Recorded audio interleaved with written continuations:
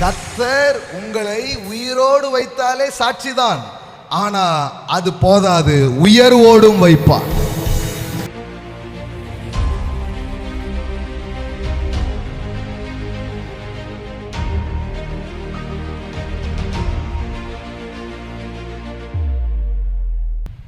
சில போலியான காட்சிகளை உங்களுக்கு முன்பாக கொண்டு வந்து உங்களை சோர்வுற செய்வதுதான் பிசாசின் தந்திரம். என்னைக்குமே அவன் எதையாவது காட்டினான்னா வார்த்தையை வச்சு செக் பண்ணுங்க.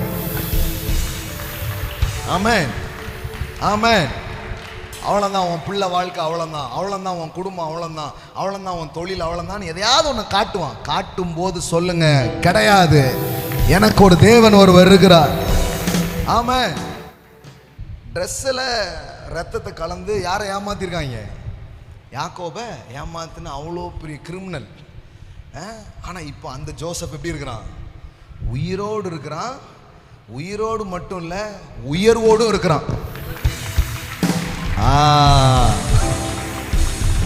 கர்த்தர் உங்களை உயிரோடு வைத்தாலே சாட்சிதான், ஆனா அது போதாது, உயர்வோடும் வைப்பார். யோசேப்பு உயிரோடு இருக்கிறான்றது இல்ல, எல்லாம் சொல்லுங்க, உயர்வோடு. போடையா, நல்லா போடையா. ஏதோ பொழைச்சு கிடக்கேன், உசுரோடு இருக்கேன், அதுவே கர்த்தருக்கு சாட்சி. என்ன பெரிய சாட்சி? சரி இருக்கட்டும், ஆனா வெறும் உசுரோடு இருந்தா போதாது. யோசேப்பு உயிரோடு இருக்கிறான், கமா, அவன் எகிப்து தேசத்துக்கெல்லாம் அதிபதியா இருக்கிறான்